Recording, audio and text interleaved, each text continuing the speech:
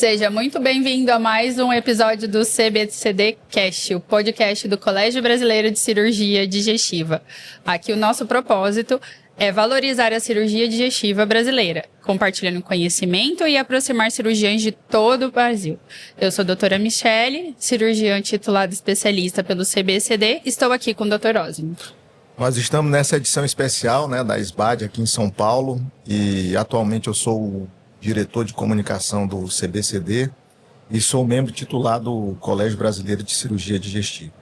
Nós vamos falar agora de um tema extremamente atual por conta de uma doença muito grave que nós temos na sociedade, que é a verdadeira pandemia, que é a obesidade. E com o advento dessas novas medicações, o que está realmente selecionando, é como se nós estivéssemos selecionando os pacientes mais graves, com obesidade mais severa, estão chegando ao consultório do cirurgião do aparelho digestivo. Então é justamente que nós vamos conversar aqui com a professora Ana Carolina, que vai ser sobre os pacientes complexos com múltiplas comorbidades e que são situações que desafiam toda a segurança, e a técnica cirúrgica do tratamento da cirurgia bariátrica.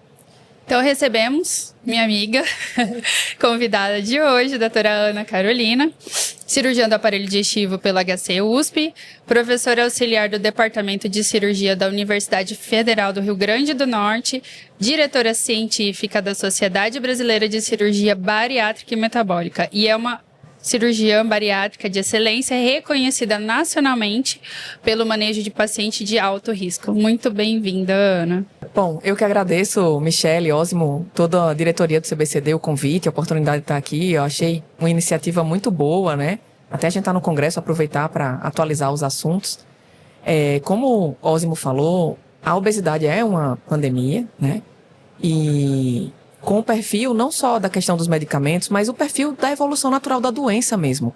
Hoje a gente vê que os pacientes mais graves, seja gravidade por IMC ou gravidade por comorbidades, é o que aumenta mais em prevalência. Talvez porque a história natural da doença, porque eles não têm acesso ao tratamento, ou talvez até por uma questão de que eles estão sobrevivendo mais tempo com a obesidade, não morrem de infarto, não morrem de outras complicações, e as doenças vão progredindo naturalmente. Então, aquele paciente, por exemplo, que antes tinha um evento cardiovascular e morria de uma complicação de um infarto, agora ele trata esse infarto, e aí ele fica idoso, envelhece com a obesidade grave, e aí vem doença renal crônica, vem uma progressão de cirrose por esteatose, uma complicação de uma diabetes. Então, eles estão mais longevos, e aí as complicações vão se instalando, porque a doença é crônica, não tem cura. Uhum. Então, acho que a gente lida com isso no dia a dia, tanto de consultório como de hospital universitário, principalmente no SUS, Esse paciente mais grave, ele está muito no SUS, por uma dificuldade de acesso, um tempo de fila, falta de encaminhamento, e esse não é um problema só nosso do Brasil, ou seja, do SUS. Quando a gente vê artigos e vê também congresso internacional, pessoal do Canadá, da Alemanha, da Escandinávia, dos países escandinavos que a gente acha que nem tem, obesidade grave lá, mas eles também lidam com esse mesmo problema de complexidade desses pacientes, que estão chegando cada vez mais graves para eles também, e é o desafio atual. Vamos definir, para os ouvintes, o que seria um paciente complexo para a cirurgia bariátrica.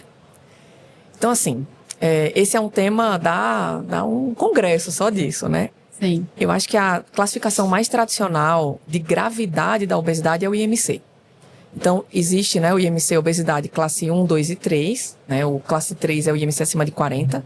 Isso é explicado pela OMS. Mas no ambiente da bariátrica, na literatura de bariátrica e nas sociedades internacionais, tem a obesidade classe 4 e 5, que é o IMC acima de 50 e o IMC acima de 60, que a gente antes chamava de superobesidade.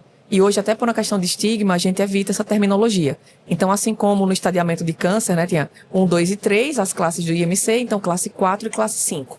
Então, esses pacientes com IMC mais elevado, acima de 50, eles têm uma classe específica, por quê? A cirurgia é mais mórbida, tem mais complicação, são desafios técnicos, até de posicionamento de mesa, cabe na tomografia, marca específica do hospital, requer uma estrutura de serviço para receber esse paciente com 200 quilos, Então, o IMC é uma classificação de gravidade, então o paciente acima de 50, ele seria um paciente mais complexo, e tem classificações de estadiamento.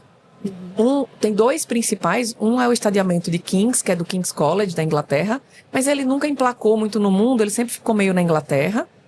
E o outro mais tradicional, mais estudado, já disseminado em vários países, é a classificação de Edmonton. Ela foi feita no Canadá, na cidade de Edmonton, e ela classifica a obesidade em 5 estágios, do 0 ao 4, sem considerar o IMC.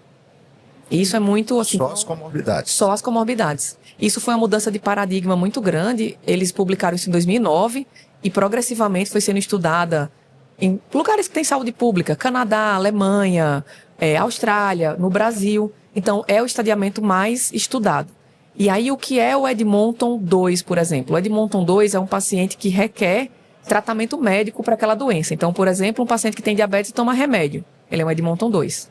O Edmonton 3, ele tem lesão de órgão-alvo. Então, ele tem diabetes, toma remédio e tem microalbuminúria, retinopatia diabética. E o Edmonton 4, ele é o paciente que tem doença terminal, end-stage disease, né? Então, por exemplo, é a nefropatia que está na fila do transplante renal. A nefropatia que tem hemodiálise. A esteatose hepática que tem cirrose. O curioso do Edmonton, e isso também implica numa visão mais global da obesidade, mas também é difícil classificar, é que ele não pega só a parte clínica, porque essa parte das comorbidades é o mais fácil pra gente. Sim. Né? Mas ele vê o domínio clínico, mental, saúde mental e funcional. E a gente vê quando a gente lida com esses pacientes, cadeirante, amputação, paciente com osteoartrose grave, que o joelho, a perna nem dobra, que anda de bengala, paciente acamado, apneia grave com hipertensão pulmonar que fica com catéter de oxigênio. CPAP, né? O tempo todo. O CPAP seria Edmonton 3, né? Mas o catéter já seria um 4. Então, ele considera também essa parte funcional, que mostra, como eu falei, esses pacientes estão mais longevos, vivem mais tempo, requerem mais do sistema público de saúde. E o Edmonton, como eu falei, foi o mais estudado no mundo. E aí ele serve não só para a gente na bariátrica, para pensar em gravidade, estratificação de risco, mas ele é muito usado na saúde pública para ver assim, peraí, esse paciente eu mando para o serviço secundário, eu deixo ele no AME, eu mando para a cirurgia bariátrica, pode fazer no hospital pequeno, ou eu tenho que mandar para um centro de referência? Porque um paciente desse mais grave, ele vai precisar de hemodiálise, de uma UTI, de um cateterismo, de uma maca que cabe um paciente com 200 quilos. Né? Então, eu acho que hoje realmente é o mais usado. Pouco conhecido no meio cirúrgico, né? Verdade. Mas pra gente que se aprofunda a estudar esse assunto, ele é o mais disseminado mesmo. O que a gente vê dentro da cirurgia bariátrica e da obesidade, a obesidade hoje é um capítulo à parte assim, dentro da medicina, né? Tanto é que a cirurgia bariátrica se transformou em uma área de atuação inicialmente e depois se transformou em uma especialidade, né? Uma especialidade médica, né? A cirurgia bariátrica em si. Com a modificação de cirurgia bariátrica, metabólica, tudo. E dentro disso aí, hoje tem um capítulo especial que é a doença do fígado, né? Que hoje nós conversamos aqui sobre vários aspectos da cirurgia do aparelho digestivo, sobre transplante e tudo. E isso, a esteatose hoje, que é a gordura no fígado, ela tá um problema seríssimo. Dentro dessa avaliação de comorbidade, como que está sendo essa avaliação, que você leva nessa avaliação para poder dizer se esse paciente, como é que ele está preparando para a cirurgia? É muito interessante da doença do fígado, porque assim, ela tá na moda agora, mas ela sempre existiu.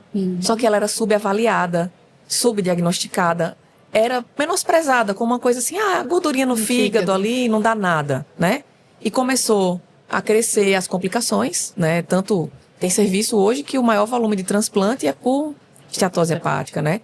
Então, na bariátrica, isso tem, inclusive, tem guideline publicado em conjunto do CBCD com a Sociedade Bariátrica, está publicado no ABCD, inclusive. Toda uma orientação à estratificação de risco no pré-operatório. Então, a primeira coisa é calcular o FIB4, que é grátis, né? É uma calculadora com exames que a gente pede laboratoriais e isso ele vai direcionar quando a gente deve estratificar para um exame mais invasivo, ou fazer biópsia, ou pedir um exame complementar como o Fibroscan, ou ultrassom com elastografia. E se você não tem disponível no seu serviço, porque a grande questão, acho que hoje, de Fibroscan e elastografia, é que é caro. Disponibilidade. Disponibilidade. Nem todo lugar do Brasil tem. e quando tem, nem todo mundo pode pagar, ou o convênio não dá cobertura. Às vezes, no nosso contexto de bariátrica, é bom saber para se preparar, mas às vezes ele não muda a conduta. Sim. Né? Você já vai fazer a cirurgia e, em último caso, pode-se lançar mão de fazer uma biópsia no intraoperatório. Aí entra naquele debate eterno, se faz por agulha ou se faz biópsia Incisional. com tesoura, né? Incisional. E quem é um grande estudioso disso é o Fernando de Barros, que é cirurgião lá do Rio, e ele tem mostrado aí nos dados das pesquisas dele que a biópsia por tesoura mesmo tem mais espaço-porta, tem melhor amostragem, é mais sensível para ver essa questão da esteatose hepática. Mas eu acho que, voltando à sua pergunta inicial, aí como é que a gente estratifica o risco?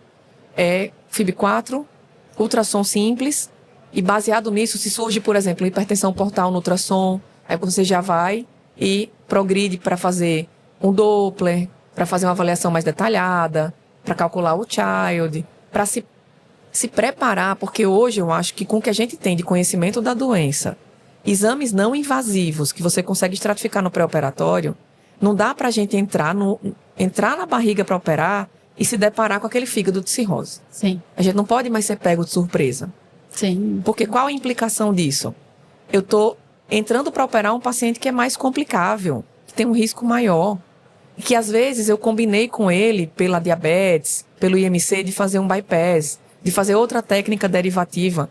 E hoje as evidências mostram que nesse paciente com cirrose, com a doença hepática mais grave, que pode um dia precisar de um transplante, que o ideal é que se faça um sleeve. Sim. Para manter, não só para menos risco de complicação, mas para manter um acesso endoscópico para uma eventual complicação de via biliar que possa ter no transplante, para não deixar estômago excluso, que pode fazer varizes de fundo gástrico no bypass, né? Então, aí você combinou sangrar, aí você combinou com o paciente um bypass. Entra na cavidade, cirrose, aquele fígado horrível. Então, assim, e aí, o que é que você faz? Isso é muito discutível, né? Muda para um sleeve no intraoperatório, sem ter combinado com o paciente, sem ter combinado com a família, e as implicações legais, termo de consentimento. Ou outra coisa que você pode fazer, que muita gente defende, inclusive nesse guideline fala sobre isso, já que você foi pego de surpresa, que nem deveria, mas já que você foi pego, pode fazer uma biópsia, suspende a bariátrica. E aí replaneja, conversa com a patologista, estratifica melhor essa doença, vê se tem hipertensão portal, aí você entra de novo para fazer uma cirurgia com mais segurança, paciente preparado, endereçando os riscos, o que ele tem de expectativa da cirurgia, do ponto de vista dessa doença. Então, trabalhar isso melhor. Hoje, a gente sabe que a gente, como cirurgião, não quer, né, abortar a cirurgia. Sim. Mas na verdade, você se deparou com um novo diagnóstico. Sim, sim. Então, é uma estratégia de segurança. Biopsia e Conversa, reavalia e volta para fazer uma bariátrica com mais segurança.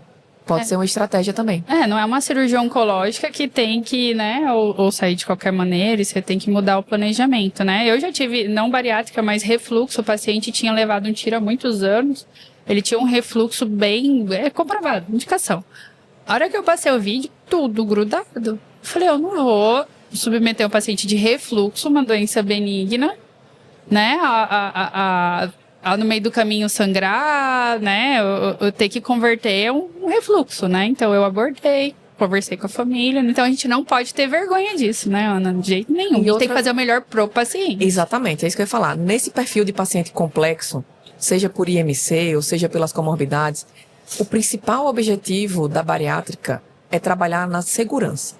Então, sim, hoje a bariátrica é uma cirurgia muito segura.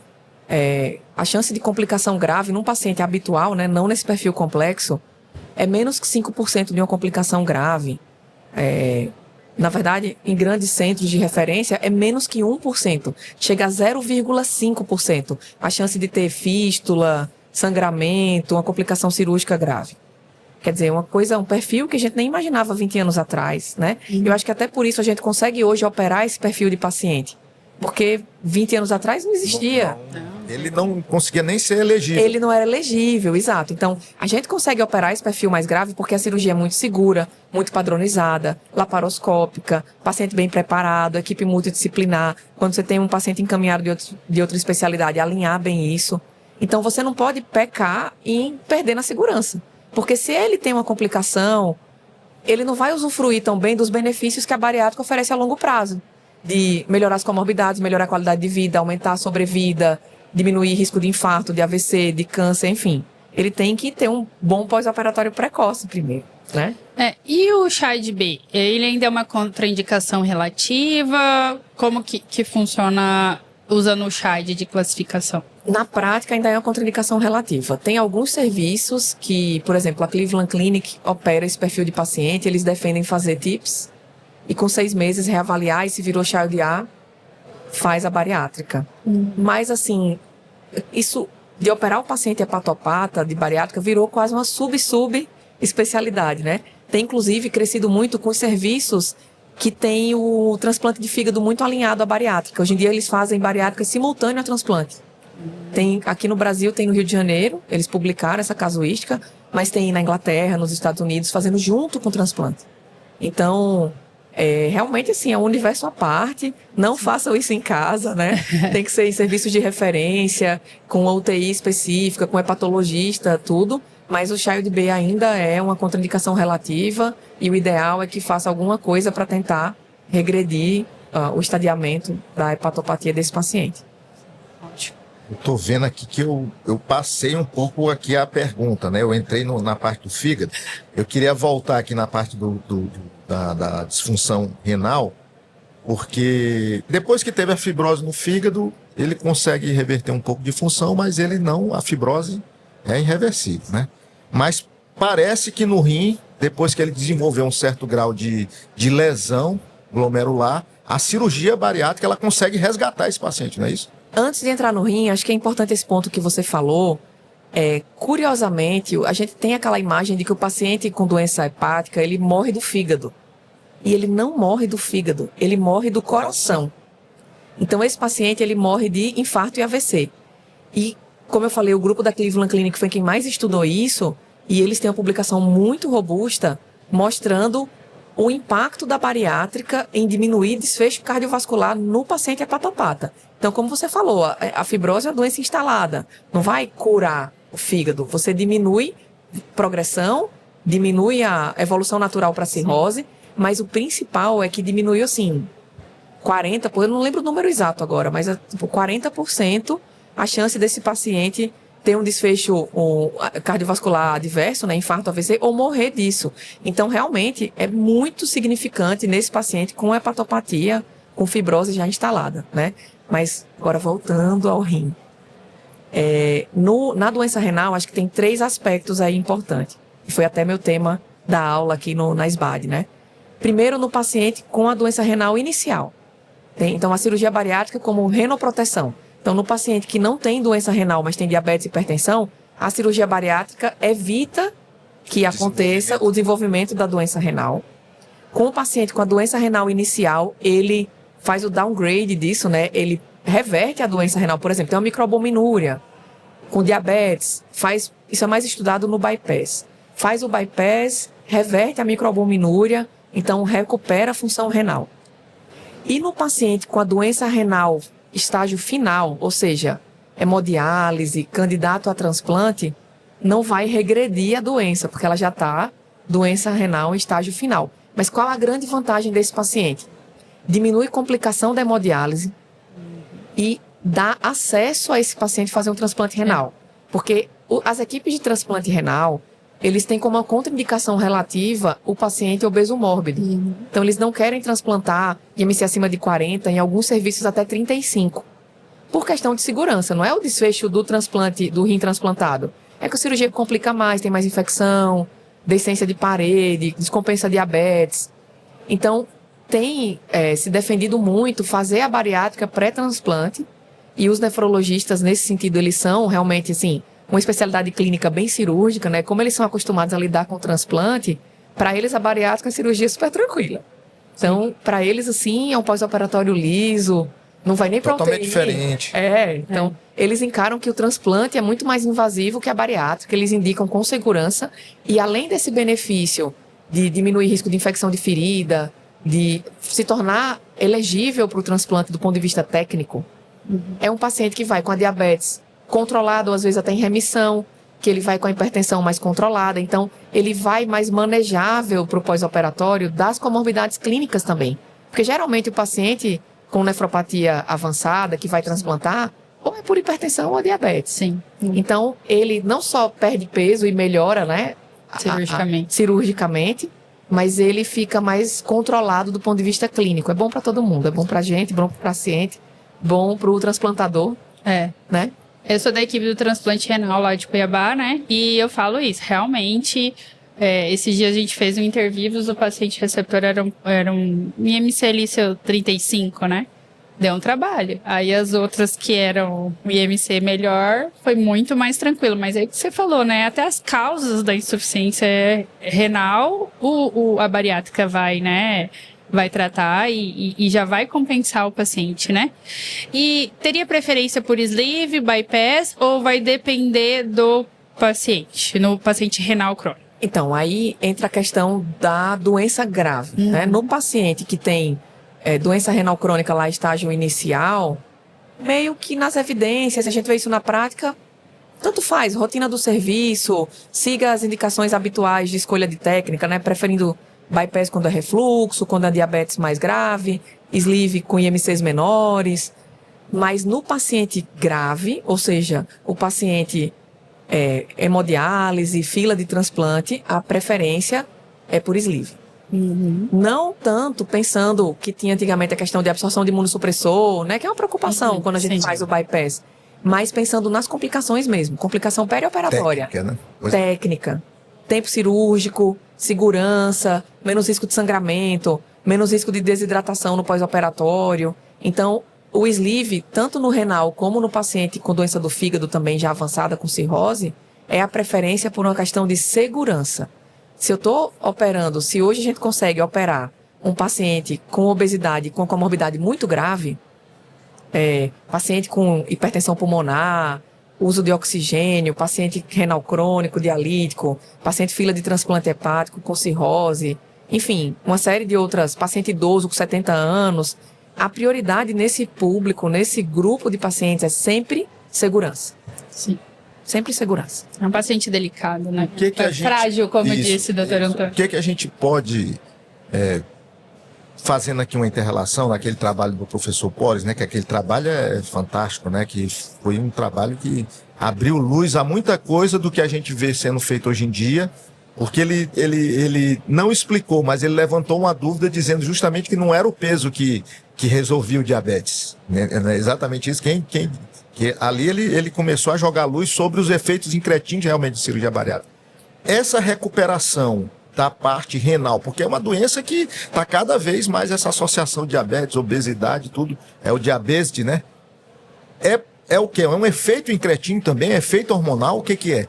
Então, esse é um debate muito atual, né? O professor Walter Pores, há 30 anos, foi um gênio de pensar nisso. Né? O artigo é de 95, ele nem se sabia esses termos na época. Mas esse é um debate muito atual, levado um pouco pela indústria farmacêutica, né? Do paciente Eles querem descobrir o que... Isso, a doença cardiometabólica. Então, existe aí, claro, tem a inflamação crônica da obesidade, tem um efeito incretínico, sim, mas ainda, principalmente nesses desfechos mais a longo prazo, né? Câncer, infarto, AVC, você vê que nos estudos precisa de 5 anos de segmento, precisa de mais tempo de controle da doença para ter o resultado. Então, provavelmente não é só o efeito incretínico. É porque a indústria farmacêutica, ela precisa de um resultado rápido, porque as pessoas não querem tomar o remédio para sempre. Então, o quanto elas conseguirem achar um desfecho a molécula, né? Que vem em meses, né? E o paciente vai tomar o remédio meses e já vai usufruir daquele benefício, melhor. Mas existe um questionamento até onde vai essa questão cardiometabólica, porque hoje a gente tem um conhecimento de que a obesidade é uma doença do excesso de adiposidade. Então, realmente, é um excesso de adiposidade, esse tecido gorduroso está hiperplásico, hipertrófico, ele libera citocinas inflamatórias, mas até onde essa melhora da inflamação é incretínica ou é de fato por perda de peso? A defesa dos estudos de bariátrica que seguem a longo prazo é porque é um efeito de perda de peso. Sim. E essa perda de peso vem esse resultado mais robusto quando eu perco mais que 20%. Por isso que o número mágico aí dos remédios, eles sempre botam 20% nos artigos. Aí um tá mais que o outro, eles estão querendo chegar no 20%. Por quê? Porque 20% de perda de peso total Muda, né? é o número a partir do qual eu tenho mudança de desfecho duro. Mortalidade, câncer e infarto e AVC. Menos que 20% eu vou mudar qualidade de vida, eu vou melhorar, estético, né? vou melhorar a parte laboratorial, então melhora a glicada, melhora a TGO-TGP, melhora um pouco da inflamação, diminui os exames laboratoriais, diminui polifarmácia, mas aquele desfecho lá que impacta no longo prazo, e até para pensar um pouco aí do ponto de vista de custo-efetividade no tratamento, se eu estou pensando em saúde pública, que tem que oferecer esse tratamento para mais pessoas possível, ele tem que ser custo-efetivo e tem que me dar resultado lá no futuro. Não quero resultado De 6 não meses. internação, de não complicação. Né? De diminuir cateterismo, de diminuir transplante renal, que é caro, de diminuir transplante hepático, que é caro, né? Eu vou aproveitar, Michele, passar aqui na tua frente, ela falou uma coisa aqui que eu acho que a gente precisa tocar. Hoje, nós aqui conversamos sobre várias doenças benignas, malignas, e foi falado por vários cirurgiões aqui especialistas, né, sobre a relação da obesidade com o câncer. E eu não posso deixar de estar aqui contigo, que você é uma pesquisadora sobre isso e tu tem um trabalho muito legal, que foi que você sempre fala isso nos grupos nossos de debate do WhatsApp, que é a vida real da bariátrica. Você mostra no teu trabalho o resultado real da cirurgia bariátrica. A cirurgia bariátrica como prevenção do câncer. Que a gente vê isso muito bem estabelecido já no câncer de mama hoje em dia. Inclusive, pacientes que estão com câncer de mama e fazem cirurgia bariátrica conseguem o resultado melhor em termos de tratamento. E dentro do aparelho digestivo, o que a gente pode alertar os nossos colegas cirurgiões e aos nossos colegas clínicos que estão escutando agora? Realmente a maior evidência para câncer, né? Assim, primeira coisa, obesidade dá câncer. Hoje está empatado com cigarro. Se a gente for pensar do ponto de vista de adenocarcinoma, então, já passou. É importante a gente deixar isso, porque aqui nós estamos falando de ciência. Sim. Obesidade é uma doença crônica, multifatorial e que não tem cura e que ela é hoje o segundo maior fator de risco para câncer. Certo. Sim. Quase empatado com cigarro. E o tratamento da obesidade previne câncer, desde que seja uma perda de peso significativa, então as evidências mostram acima de 20%, e sustentada. Eu tenho que ficar anos com essa perda de peso maior que 20%. Né? Então o efeito sanfona de perder, ganhar, não tem esse benefício no câncer. Né? E o que as evidências mostram é principalmente no câncer da mulher, que ele é hormônio dependente, então tem esse efeito inflamatório do estrógeno, enfim. Mama, endométrio, ovário. Mas do câncer do aparelho digestivo, a principal evidência é para câncer de cólon, câncer coloretal. Mas também tem para esôfago, para estômago, principalmente adenocarcinoma, e para pâncreas. Né? E eu acho que outra coisa importante, além de diminuir o risco de câncer, a gente tem que pensar também no acesso a rastreio e a diagnóstico. Então, o paciente com obesidade grave, ele tem mais dificuldade de fazer uma colonoscopia. Sim. Tem que ser... Chega lá, IMC40 é asa 3. Só tem dentro que do ser hospital. no hospital, com anestesista. O convênio não autoriza. Então, assim, tem também estudo, já evidência mostrando que esse paciente ele tem menos acesso à mamografia, menos acesso a colono. Quando ele vai fazer uma tomografia para estadiamento, o exame é pior, porque tem muita gordura visceral, atrapalha o estadiamento. Às vezes o paciente não cabe na ressonância para fazer uma... Até 110 quilos. 150, né? se for uma ressonância. É. Tem a questão da circunferência abdominal, né? Então, uma vez, eu lembro, a gente tem uma reunião no HC que é para discutir casos especiais. Então, são aqueles casos graves que a gente tem que priorizar e passar na frente da fila. Que aí tem que justificar, Ministério Público, tudo, né? Que eu tô pulando a fila. Claro. E aí, eu lembro nitidamente de um caso que ela operou o câncer de mama e precisava fazer a bariátrica, não só porque diminui risco de recidiva, mas também porque ela não conseguia fazer os exames de estadiamento para acompanhar a cura da doença. Então, olha que situação de dificuldade dos nossos pacientes, né? Então, eu acho que a mensagem que fica do câncer aí é colo retal, do aparelho digestivo, né? Colo retal, esôfago e estômago. E aí, uma coisa que você falou desse artigo que a gente publicou, existia um debate, uma angústia muito grande do cirurgião do aparelho digestivo em relação ao Barrett. Barrett pós-sleeve. Sleeve dá refluxo, refluxo da Barrett, Barrett dá câncer, vai morrer de câncer se fizer sleeve.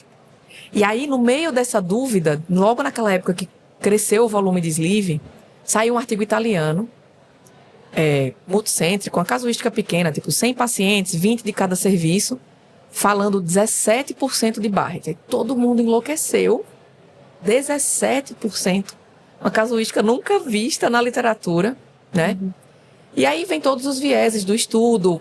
Você vê que, né, nitidamente teve um viés de seleção, não era um segmento de rotina adequado. Pegou uma amostragem ali de cada serviço. Até os critérios mesmo de Barrett, eles não seguiam. Pegaram metaplasia do estômago, não era metaplasia intestinal no esôfago, enfim. Uma série de críticas. E aí começaram a sair estudos de vários serviços e a gente fez um estudo muito singelo nosso, assim, retrospectivo, um centro só, mas como você falou, era vida real.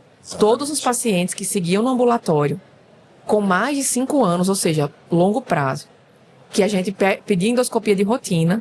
Então, como todo artigo de bariátrica, a limitação aí que a gente tinha 50% de perda de segmento, mas não é só a gente, a Suécia também tem. Não é um problema do Brasil, né? Mas esses pacientes que mantinham segmento, a gente tinha muito refluxo, muita esofagite B, muita esofagite, né, sintomática, mas nenhum caso de Barrett. Nenhum.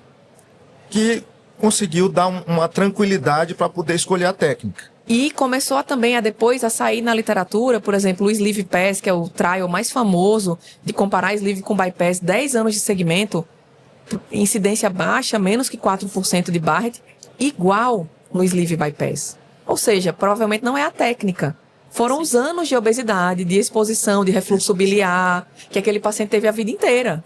Não tem como a cirurgia cortar a história natural da doença de um risco de uma vida toda, né? Então ela diminui, mas algum perfil de paciente vai desenvolver mesmo operado. Ou seja, a hipótese não é que a cirurgia bariátrica que causa o Barrett, é a obesidade que causa, né? A cirurgia vai proteger alguns que, se não fossem operados, iriam evoluir para Barrett, e como operaram e perderam peso e diminuiu o refluxo, vai proteger de evoluir a história natural da doença. Voltando um pouco das complicações, dos pacientes cardiopatas graves, né? Quais podem ser operados? Isso, assim, acho que das doenças graves, acho que é a menos estudada, né? Transplante cardíaco é difícil, é muito específico, poucos serviços de referência. Mas hoje, assim, já tem segurança em paciente com ICC grave, paciente com hipertensão pulmonar, paciente com complicação de infarto prévio, de AVC prévio. Tem segurança para operar esses pacientes. O que tem que ter, assim, alinhar com o paciente até e com o serviço que está encaminhando, com o clínico, com a especialista que está encaminhando, é que o que eu espero de resultado para esse paciente, se ele já tem a complicação instalada, se ele já infartou, muito provavelmente eu não vou conseguir reverter, né, a lesão causada ali.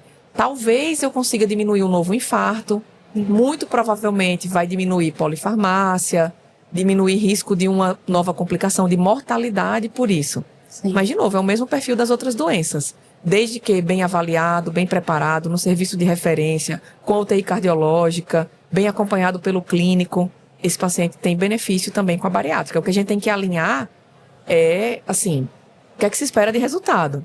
Não vou esperar que ele entre em remissão da diabetes. Outra coisa que é importante também endereçar em todos esses pacientes com perfil mais grave.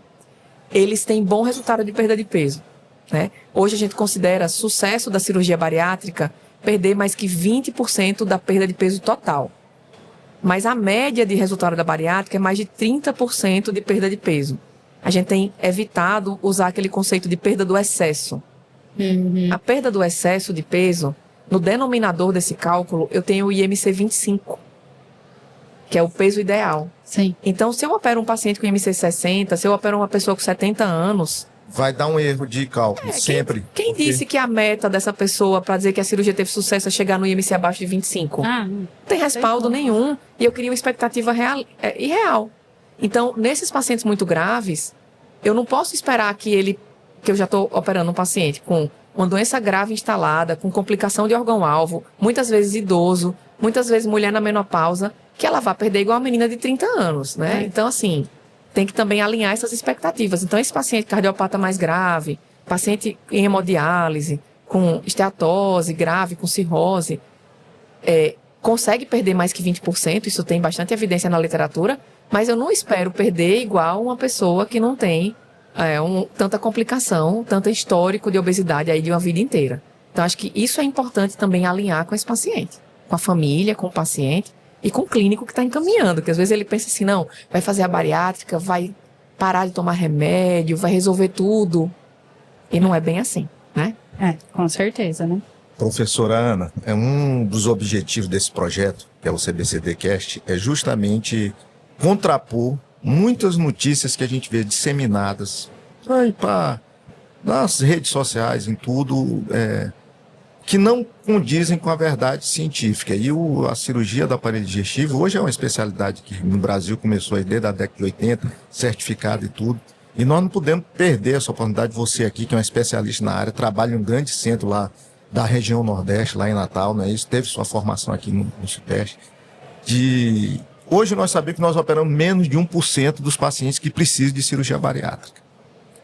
Num primeiro momento, com a chegada dessas canetas emagrecedoras, parece que teve uma reduzida no número. Mas eu já estou pegando lá na região onde eu trabalho um rebote, que é o rebote o quê? É o doente que fez o tratamento com a caneta, não foi custo efetivo, e o próprio clínico endocrinologista, ele está jogando a toalha e ele está mandando o paciente de volta. E o que é que eu quero chegar com isso? Nós estamos falando de doenças severas, que é o seu caso, aqui que você trata muito bem desses pacientes. Quando você pega um paciente desse, que já tem uma obesidade severa com uma lesão de órgão, o bypass, você acha que é o que vai controlar a obesidade em si, ou é a coisa do alfaiate? Você vai ver para poder se eu vou jogar uma pimenta. Porque você está num serviço que foi um dos pioneiros da bipartição intestinal. Em que momento você chega e diz assim, eu vou pegar esse sleeve e vou fazer uma bipartição? Então, perguntas polêmicas. Primeiro ponto, acho que com relação a essa desinformação em relação às medicações para obesidade, aos análogos, né? Então, de fato, está havendo ainda um grande boom, né, de otimismo. E eu acho que se a gente pensar assim, a médio e longo prazo, é bom para cirurgia, para o tratamento da obesidade. É porque agora tem uma questão de modismo, de rede social, de marketing, o povo comprando remédio manipulado. No Paraguai. Não sabe nem, infelizmente, sabe nem a tratar com segurança as coisas, né? Sabe nem a procedência. E o conhecimento de que a obesidade é uma doença crônica e precisa ser tratado para sempre. Então, no perfil desse paciente mais grave, já que estamos falando do paciente mais grave, a medicação tem um benefício, me ajudar a preparar melhor esse paciente. Então, por exemplo, se ele chega com a diabetes descompensada, imagine o cenário, um paciente renal crônico, hemodiálise, fila de transplante, ou com cirrose, ou enfim, uma série de complicações, e além de tudo isso, ele tem o IMC 50 e muitos, né? Então, essa medicação, usando aí a terminologia da oncologia como neoadjuvante. Exatamente. De novo, qual a prioridade desse paciente? É segurança. Então, com essa medicação neoadjuvante, eu consigo fazer uma cirurgia mais segura, paciente que vem melhor preparado, com as comorbidades mais controladas. Então, acho que tem esse papel das medicações nesse perfil de paciente. Com relação à técnica, como eu falei, de novo, segurança. Se a doença é muito grave, doença terminal, vamos usar lá o Edmonton 4, né? Edmonton 3 e 4, mas principalmente o 4, hemodiálise, cirrose, fila de transplante, paciente acamado, idoso com 70 anos. Sempre o objetivo vai ser qual o tratamento, qual a técnica que eu consigo oferecer melhor resultado com menos complicação. Na literatura e na nossa prática, é sleeve. Mas ele tomava insulina, vai ficar com remédio ainda. Ótimo, que bom. Mas reduz. Reduz, diminui desfecho cardiovascular, ele vai ficar com a doença mais controlada. Não era esperado, e todas as calculadoras de tratamento da diabetes com a cirurgia, que hoje tem bastante calculadora disso, modelos de inteligência artificial, enfim, mostram que esse paciente com mais de 10 anos de doença, que já usa insulina, ele não vai entrar em remissão com a cirurgia. Então, meu objetivo é segurança. Mas num paciente que tem a doença instalada, mas ele não tem ainda a lesão final mais grave, ou seja, uma microalbuminúria, fibrose, uma osteoartrose já instalada, mas não é gravíssimo, não está acamado.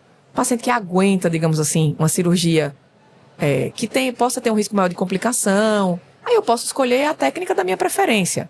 Via de regra, o que é mais estudado é o bypass. Aí agora vamos entrar na bipartição. Por que eu quis fazer esse preâmbulo? Porque existe um otimismo muito grande aí com as novas técnicas, né? Não vou chamar mais de emergentes, porque emergente é quem se muda para Miami. Elas foram regulamentadas, né, pelo CFM, apoiadas pelo CBCD, diretriz entre sociedades, esse ano regulamentadas pelo CFM. Então, são o duodenosuíte, que já era regulamentado, a OAGB, que é o bypass anastomose única, o SADS e a bipartição. Dentre elas, a que eu tive mais vivência, tanto no HC como agora lá em Natal, na UFRN, é a bipartição.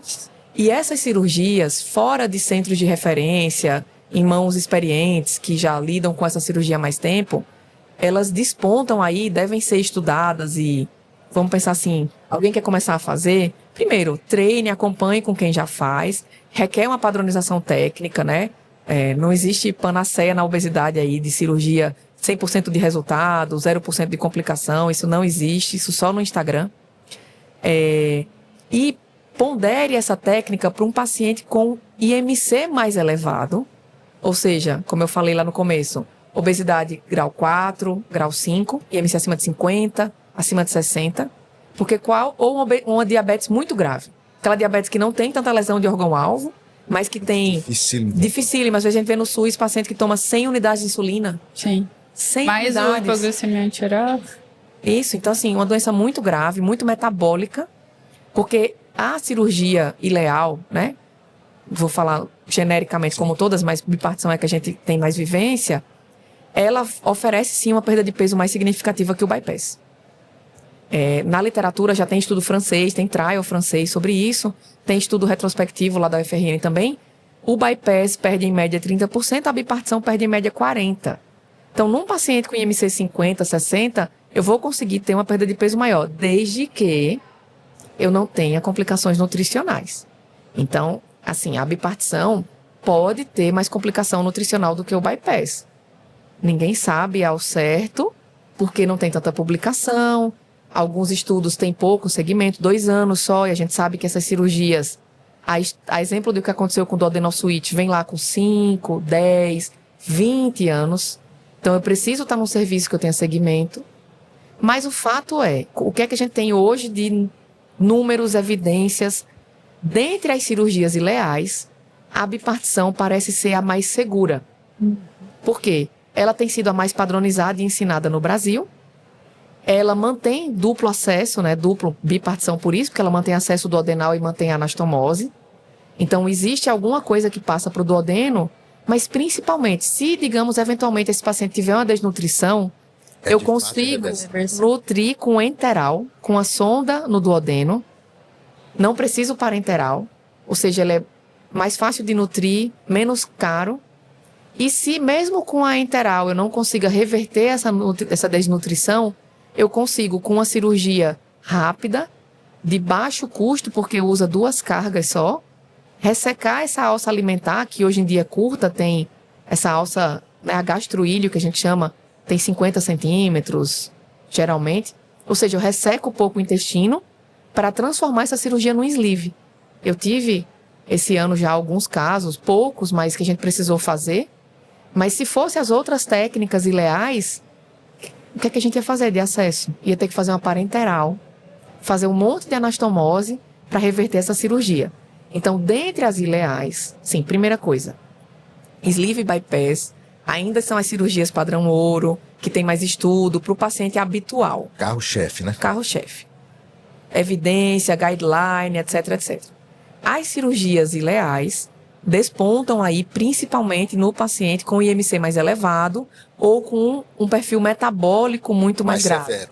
Muita diabetes, muita esteatose, que precisa de algo realmente mais intenso de perda de peso.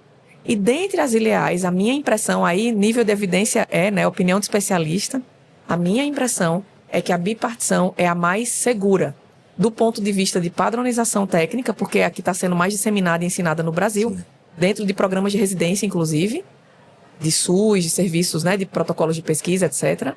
E ela é reversível do ponto de vista nutricional. Sim. Né? Tem acesso endoscópico, dá para nutrir por via interal. Então, acho que a minha visão, né, da bipartição é essa. Vamos para a pergunta final. E a gente sempre está fazendo uma pergunta assim: o que você, desse podcast, de tudo que a gente discutiu aqui hoje, você falaria assim, ó, isso aqui eu quero que você que está ouvindo, que nos assistindo no YouTube, leve de mensagem desse podcast hoje, dessa cirurgia bariátrica em pacientes complexos. Aí a mensagem final fala para aquela câmera, né? Pode falar. Então, assim, a mensagem final de tudo que a gente conversou hoje é: a cirurgia bariátrica, ela é segura no paciente com obesidade grave, com a comorbidade grave, desde que o paciente seja bem preparado, feito em serviço de referência, com cirurgião especialista, treinado e com apoio de equipe multidisciplinar. Então, esse paciente, ele não aguenta complicação, né? A gente vai fazer de tudo para ele não complicar. Porque quando ele complica, ele inflama mais, ele fica mais tempo na UTI, ele tem mais custo, tem pior impacto de qualidade de vida para ele. Então, a gente vai se preparar no pré, no intra e no pós, para que ele tenha menor risco de complicação. Por isso a importância do estadiamento dessa complicação, do diagnóstico dessa complicação, dessa gravidade da obesidade, com exames, enfim, com scores, do preparo desse paciente, de alinhar expectativas de resultado e de fazer no serviço de referência com todo o apoio de um hospital terciário, com UTI, hemodiálise, tudo à disposição, porque se eu precisar, eu tenho que ter à minha disposição. Eu acho que essa é a grande mensagem do paciente grave. Aqui, em nome do presidente, Paulo Kassab, presidente do nosso colégio, eu quero agradecer, e todos aqueles que estão tendo a oportunidade de assistir agora, que seja no carro, voltando para casa ou no meio do plantão, vocês estão vendo aí como o CBCD é rico, não por suas paredes, não pelos seus eventos, mas pelas pessoas que compõem o CBCD.